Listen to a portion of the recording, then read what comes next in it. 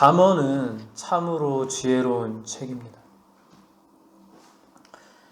삶에 있어서, 우리가 삶을 살아가는 데 있어서 고통을 만나거나 낙심할 때 읽어도 너무나도 좋은 책입니다. 우리 김태현 집사님이 일도 열심히 하고 때때로 어떤 궁금한 점이 없냐 물어볼 때 어떤 관계 속에서, 사회 안에서 그런 어려움들을 한 번씩 토로할 때가 있는데 잠언서를 읽어보시기를 한번 추천을 드립니다. 그리고 오늘 17장 말씀은 특히나 이 주제는 인간관계에 있어서 지혜와 마음의 연단을 말씀하고 있는 그런 주제를 가지고 있고, 우리는 그 중에서 핵심이 될 수 있는 또 부분이 9절을 함께 봉독하였습니다. 신앙인으로서 인생을 살아가는 우리에게 끊임없이 고통이 있다면 그건 무엇일까요?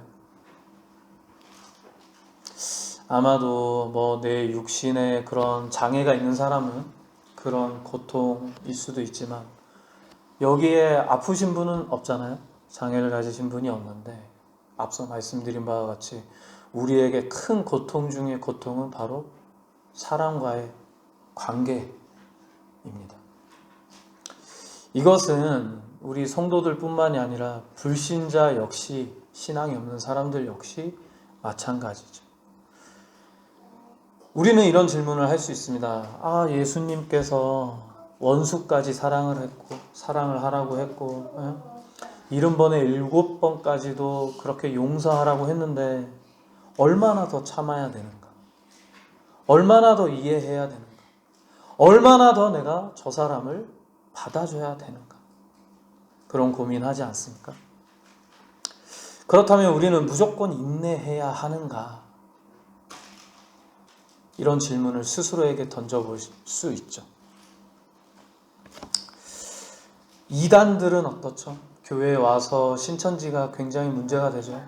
교회를 흐트러 놓고 방송에도 나왔지만 가족들을 분리시키고, 그 가족이 다 신천지로 오지 않으면 아예 가족들을 분리시키고,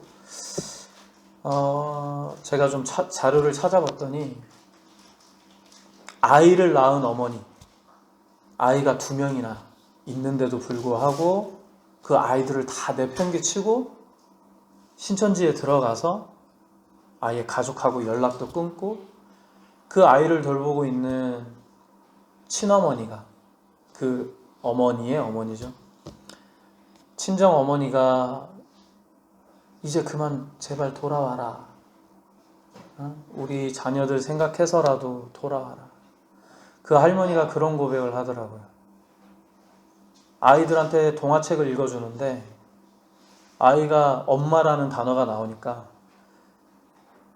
닭똥 같은 눈물을 막 뚝뚝 흘리면서 눈물을 주체할 수가 없었다고요.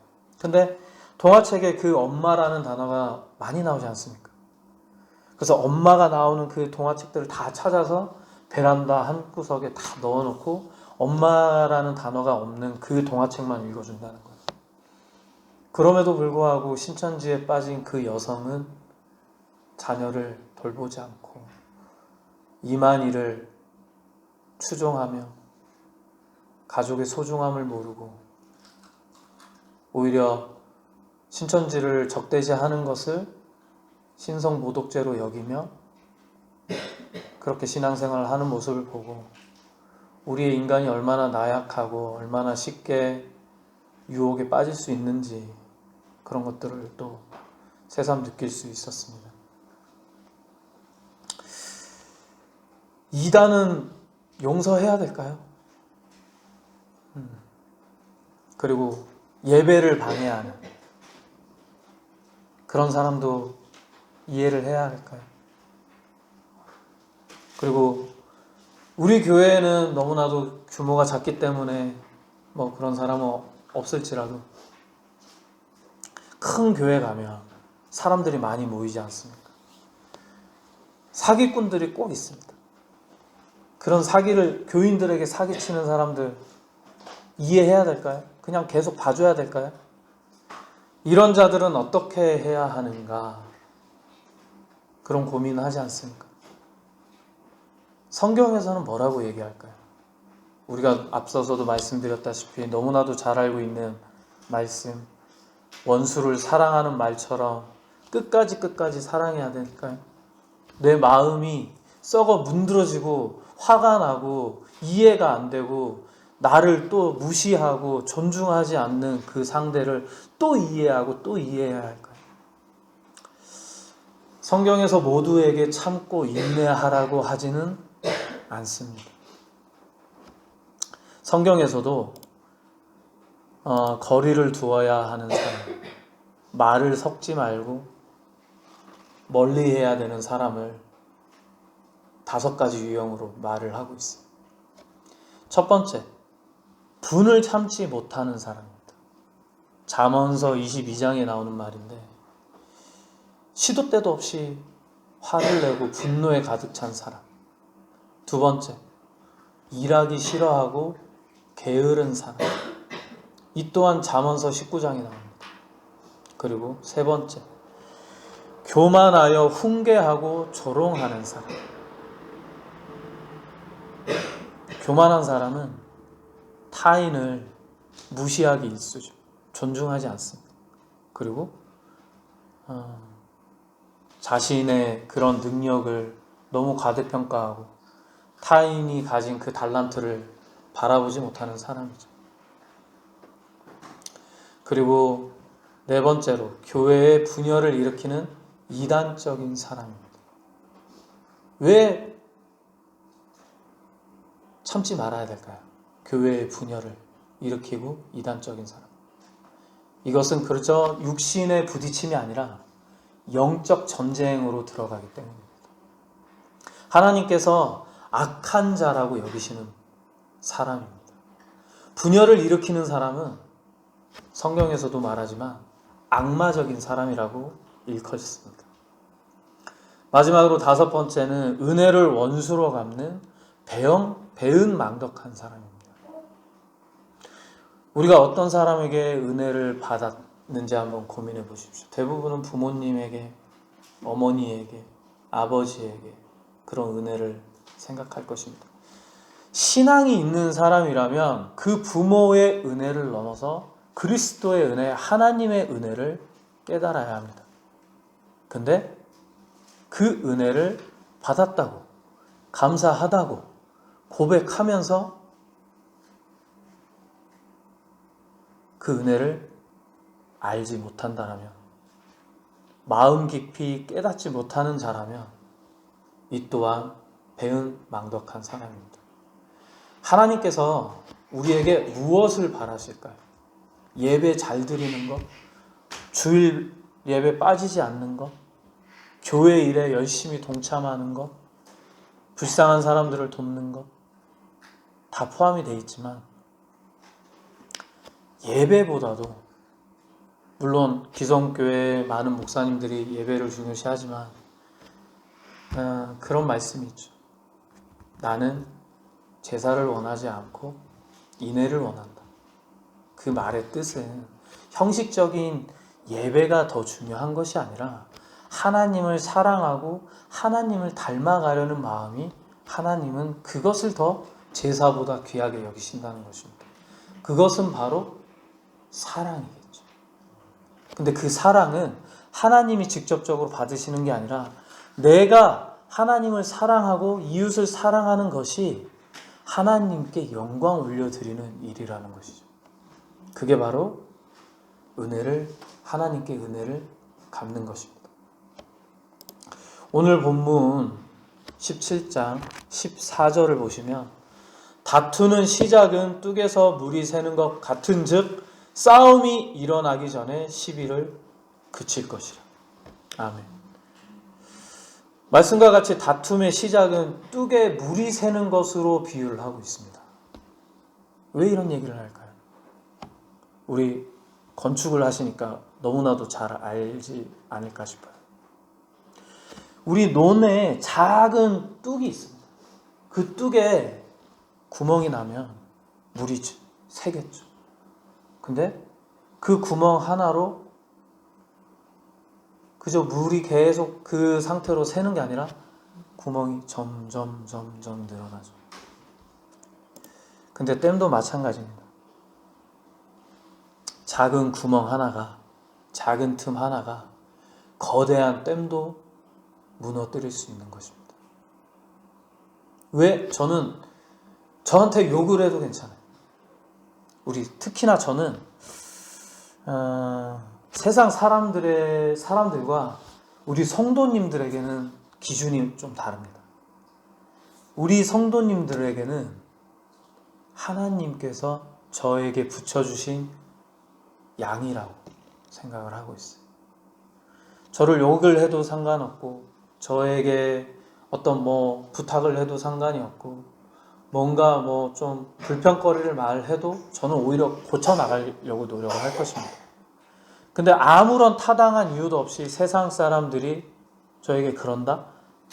저는 존중하지 않으면 존중받을 수가 없어요. 인간관계에서. 그럼 당연히 멀어질 수밖에 없고. 하지만 우리 성도님들의 그 기준은 다른데, 우리가 인간관계에 함에 있어서 우리의 그 작은 구멍을 조심해야 되겠죠. 특히나 우리 성도님들 중에서도 다 허용하지만, 예를 들어서 공동체를 와해하게 만드는 일은 저는 절대 참을 수가 없습니다. 누군가를 계속해서 비난하고 뒷담화하고 그 공동체를 흔들어 놓고 한다라면 전 단호하게 얘기할 거예요. 그게 공동체를 세워가는 일이기 때문입니다. 안 그러면 누룩과 같아서 그런 부정적이고 악한 것은 빨리 퍼지게 돼 있어요. 인간관계의 균열도 되게 타인의 행동 그리고 실수에 대한 우리의 태도에서 시작되지 않습니까? 두 분 부부싸움 해본 적 있으세요? 부부싸움이나 친구들과의 그런 약간의 다툼이나 우리가 한번 생각을 해보십시오. 정말 사소한 거 하나로 일이 커지게 돼 있거든요. 정말 큰 일로 크게 싸우는 일은 드뭅니다.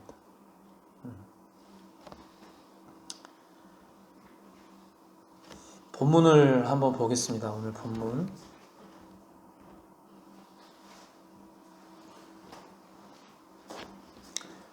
허물을 덮어주는 자.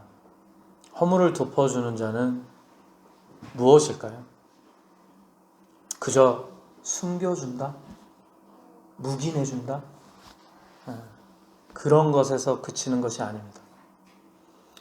예수 그리스도께서 우리의 죄를 그 보혈의 피로 덮어주셨어요. 그것은 상대방의 연약함을, 상대방의 그 나약함을 안아주는 것입니다. 덮어준다는 말은 곧 감싸주는 것입니다. 우리 의찬이가 많이 지금 어리기 때문에 많은 것들을 우리가 부모로서 해줘야 돼요. 의찬이가 저를 보고 얼굴이 굳고 웃지 않고 도리도리를 막 합니다. 그러면 어떻게 하죠? 엄마 아빠한테 안아달라고. 그 안아줌이 무엇입니까? 그저 나를 피신시키는 행동일까요? 아니죠. 엄마 아빠 품에 있으면 안전하다는 걸 알기 때문입니다. 우리도 마찬가지. 예수 그리스도의 그 감싸 안음이 얼마나 포근하고 감사한지 우리는 알고 있습니다. 그리고 타인의 그 나약함, 타인의 그 죄성 또한 우리가 감싸 안아줄 수 있으면 그 얼마나 좋을까요?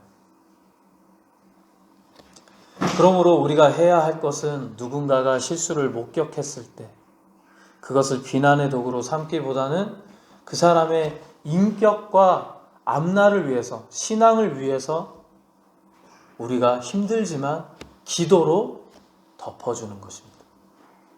우리는 결국에는 사랑을 구하는 자가 되어야 합니다. 그리고 허물을 덮어주는 자는 사랑을 구하는 자요 그것을 거듭 말하는 자는 친한 벗을 이간하는 자니라. 거듭 말하는 자라고 나오죠. 친한 법마저도 이간질하고 이간하는 자는 경계해야 되는 자입니다. 누군가 나를 힘들게 하는 사람을 욕해주는 사람이 있습니다. 예를 들어서 그럴 때 내 마음에 그 묶은 체증이 막 싹 내려가는 것 같죠. 태연 형제님, 오지환 목사가 뭐 설교도 못하면서 막 이래라 저래라 너무 교만하지 않아요? 예를 들어서 그럼 막 속이 시원한 것 같아요.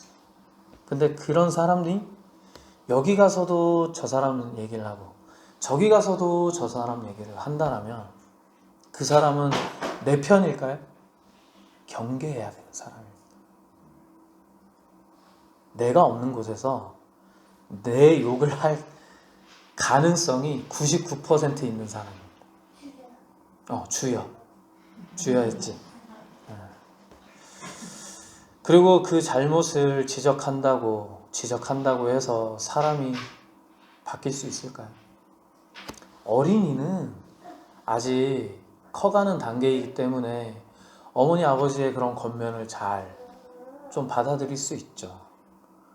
근데 점점 성인이 되어가고 나이가 연세가 많으신 분들 특히나 어떤 말을 한다고 해서 권면을 한다고 해서 크게 바뀌지 않습니다. 왜?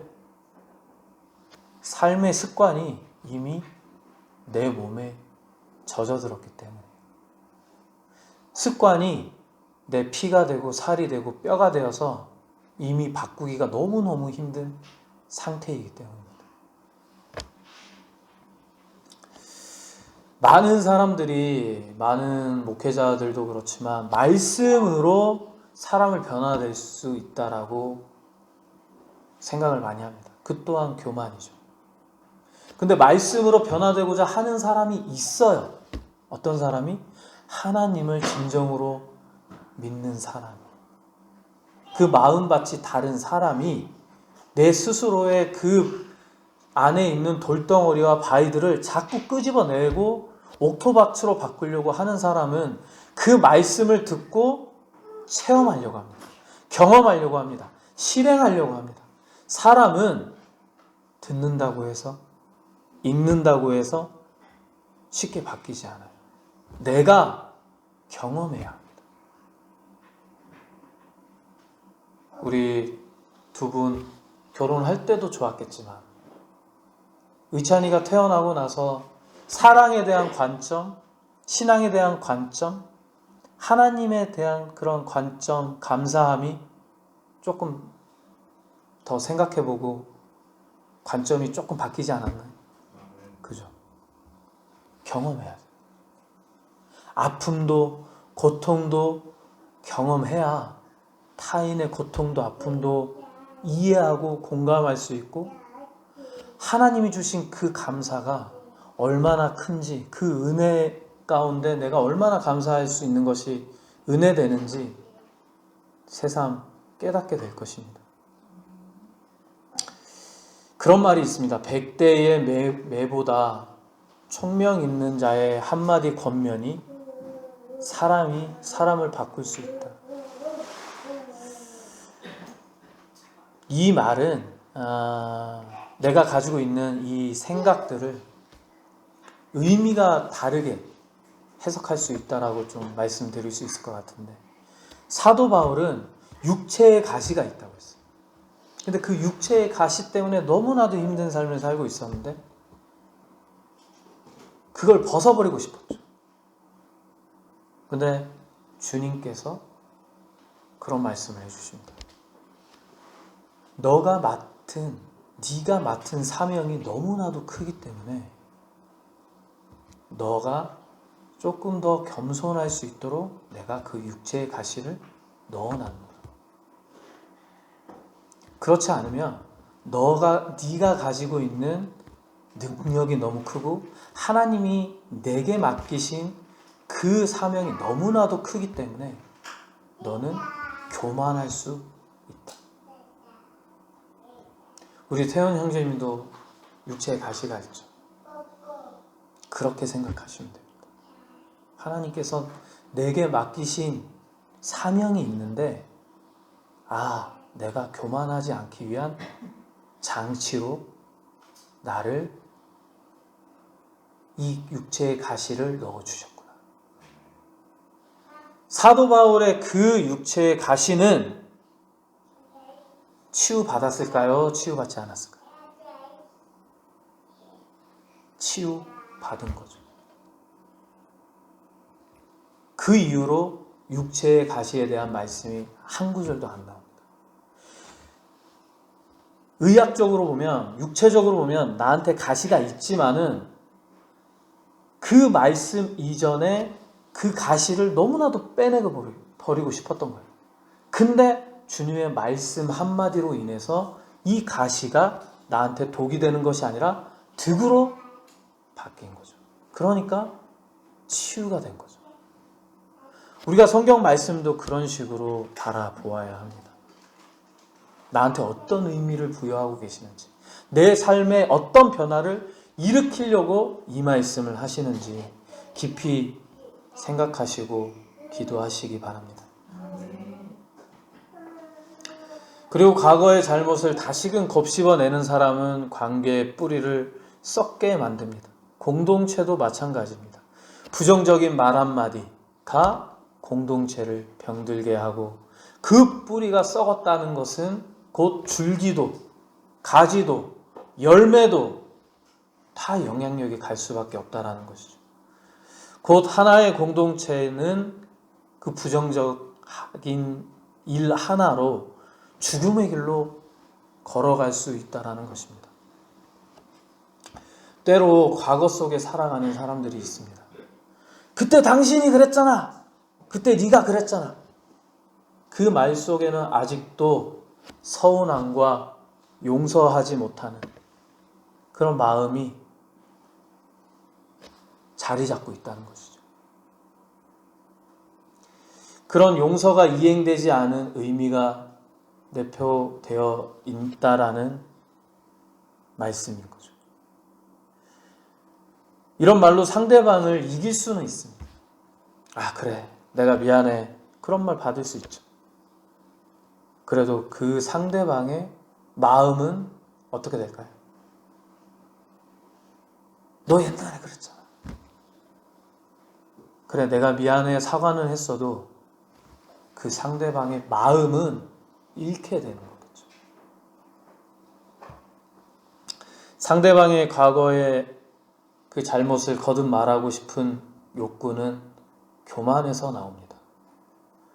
내 입술이 남의 허물을 나르는 통로가 되지 않도록 내 입술에 파수꾼을 세워야 합니다. 우리 아까 성경에서 거리를 두고 돕지 말아야 되는 5가지 유형의 사람들을 보았습니다. 그죠?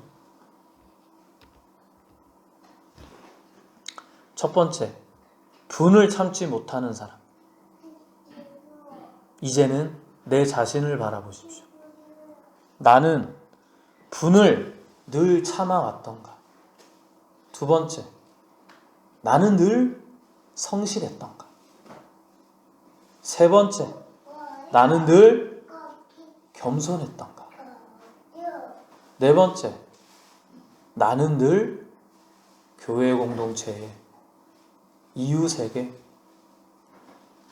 합심하여 선을 이룰 수 있는 사람이었던가? 다섯 번째, 나는 은혜를 갚는 사람이었던가? 어떻습니까, 여러분?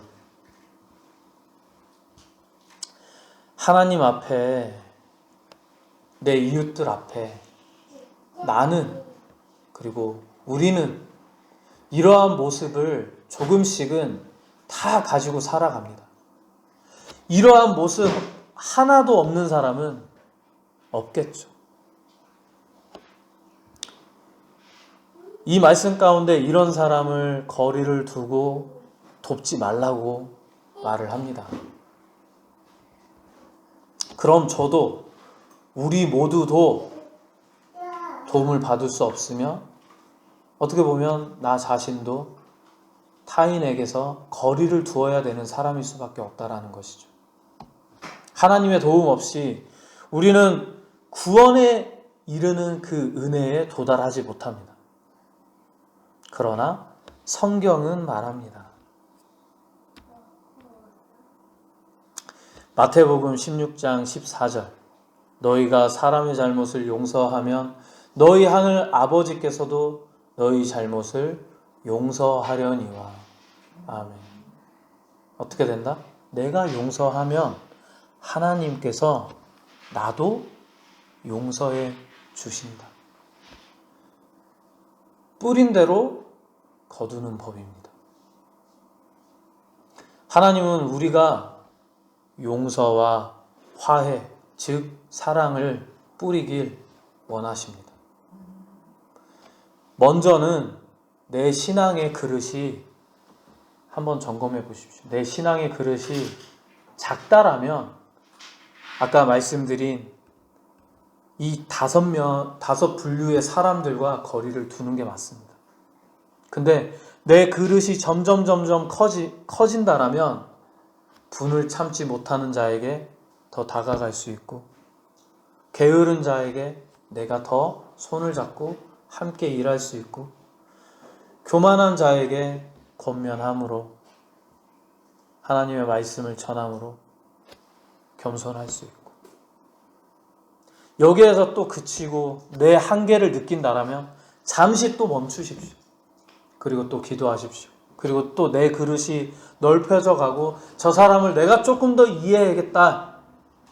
그렇게 사랑으로 내 그릇을 넓히고 더 다가가고 더 품고 더 그 허물을 덮어주고 그렇게 훈련하신다라면 언젠가는 우리의 그 품이 예수 그리스도를 더욱더 닮아가는 자로 성장해 있지 않겠습니까? 오늘 말씀을 삶에 적용하기란 쉽지는 않습니다.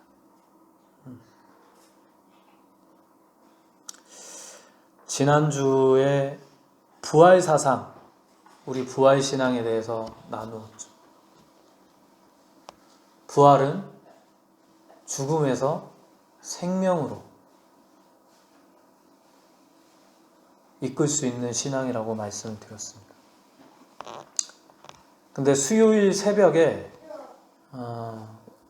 우리 가까이 계시는 가천교회 이창근 목사님이 돌아가셨어요. 저보다 1년 늦게 오셨었는데 대략 67세에 오셨거든요. 우리 교단의 목사는 70세까지입니다. 딱 3년 목회하고 은퇴하시는 거였어요.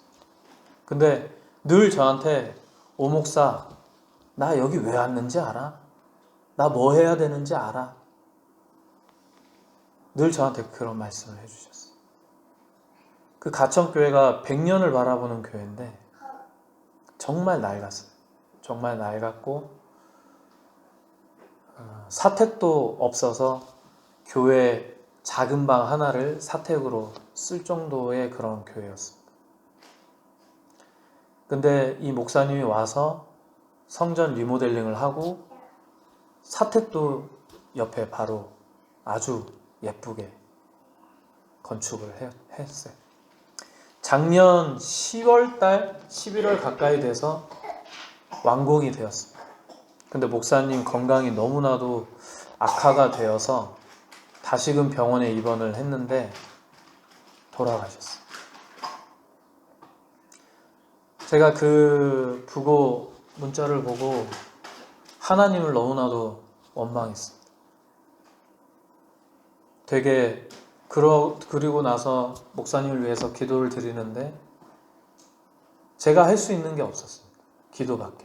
하나님께 의탁하고 하나님을 원망하면서도 하나님께 의탁하는 제 모습을 바라보고 주일 부활절을 지나고 부활신앙에 대해서 나누었는데 목사님의 죽음으로 인해서 그 부활신앙에 여러분께 말씀드린 그 설교 내용과는 다르게 제가 너무나도 상심이 있었어요.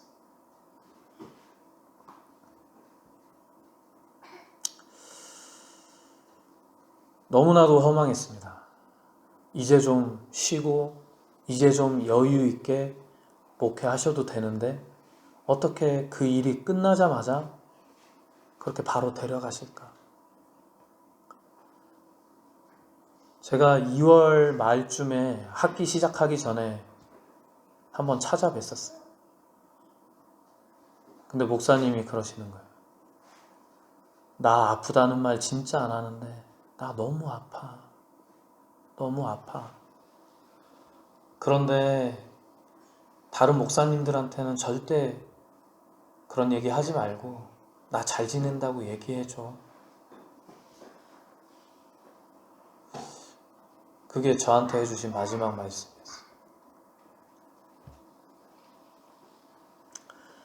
이 이창근 목사님의 죽음 앞에 죽음을 다시 생각하게 되고 관계에 대해서 다시 생각하게 되었습니다. 내가 내일 죽는다는데 나한테 조금 해코지하고 나를 비방하고 나를 힘들게 한 사람들 용서하지 못할 수 있을까? 이창근 목사님 마음 가운데서도 그 죽음을 앞두고 있는 시기에 비록 자기를 힘들게 한 사람에게 하나님께 그들을 위하여 기도하시지 않았을까? 그런 생각이 들었습니다. 적당한 거리를 두고 기도하며 조금씩 훈련하시라고 말씀을 드렸습니다.